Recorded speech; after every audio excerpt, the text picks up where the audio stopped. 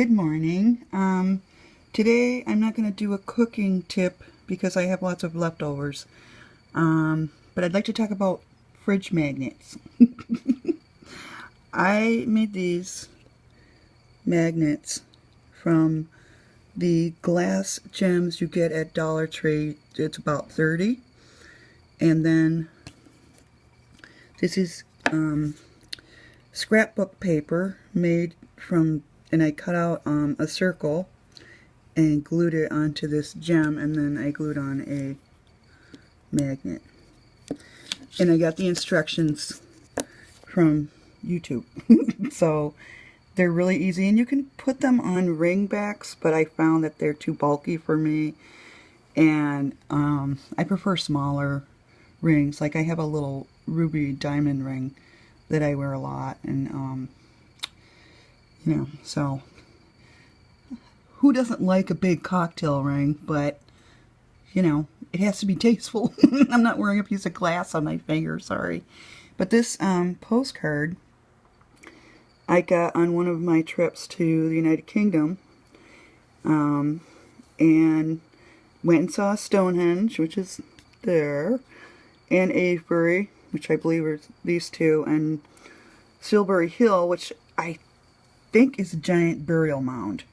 And it's also mentioned in one of Peter Gabriel's songs, and I'm a huge Peter Gabriel fan. So when I saw this, I think you can see it from Avebury. I actually stood up on a top of a picnic table so I could get a clear picture of the hill. And it's a gorgeous area. If you ever get over there, it's within a, I don't know, half a day's drive from London.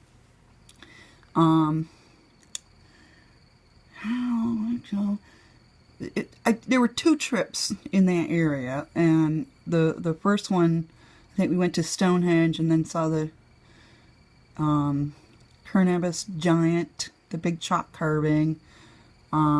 Did see there was a horse carved in a hill, and I don't know, just, you know, went around, but had to get back home because it was only a one-week trip, so it was like 3 days in London and 2.5 days in the countryside, and, you know, that was it. We did see a cool little, what was it, Bronze Age stone circle called the 9 Stones of Winterbourne Abbess. And it was really hard to find because I had picked up a pamphlet in Sherborne, and we were driving around looking for it, went back and forth, and then decided, well, you know, we don't have any more time, so we went to see the ocean. Was it Dorset County? And it was fogged in. We were driving along, all of a sudden everything was foggy. Got down there, took a couple of photos of the rocks, the giant rocks, came back, and we were coming back and going up and down these rolling hills, and all of a sudden the sun broke out and we could see the fog in the valleys below, and it was magical, and it was like fog and sun against the hedgerows. Then yes, trucks go by, sorry about that. Then coming down a hill off to the right, I saw, like, in the woods, a little wrought iron fence, and I thought it was an old cemetery, and I realized it was the stone circle, so I'm like, stop the car! And we pulled over, and we parked across the road. There was a barn from, obviously, a farm, but it was just a single barn by itself, and then we went across the road, and there's a little footbridge to get across the ditch, and there was an older couple coming out, and other than that, there was nobody there. And it was cool. And they said on the sign, the placard, it said that it was from the Bronze Age, so like 4,000 years old, something like that. I'm like, this is cool. And some were tall and some were short, and there was a legend that the stones were witches gathering in a circle and they got turned into stones. That was one of them anyway. It was really cool. It was a really cool thing to see, and I would go back again. Highly recommend it. Forget about London and Stonehenge. Go see this little stone circle in the woods. And then second time I wanted to go to Glastonbury because I'm a big fan of that sort of Arthurian legends and everything associated with that area. I think I saw the movie Excalibur about 5 times because it was shown for free at college, at university. So I kept going back to see it, and Helen Mirren played Morgana, Arthur's evil half-sister, and she was hot. I mean, and there was a lot of other people in that movie, and you watch it years later, and you see how kind of different things were back then, filming these huge costume pieces and stuff, and but the costumes were unbelievable. And I don't remember all of the actors' names because they weren't familiar to me in America, but they were very good. I'd go back and watch it again just for kicks, It was a great movie. And then they were playing Carl Orff at the end, and one of the guys in my dorm was an Orff fan. And he would play it on his record player, because back then we had record players and vinyl. So anyway, and it wasn't that expensive. What happened was the airfare was wicked cheap because of the pilots had gone on strike, on American. So the judge ordered them back to work and called to get airfare prices to go to some other place in the U.S. on vacation for like a weekend.